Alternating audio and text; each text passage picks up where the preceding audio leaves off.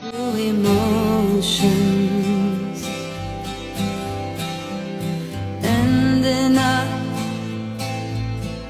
on a frozen morning with a heart not even broken. Seems I've been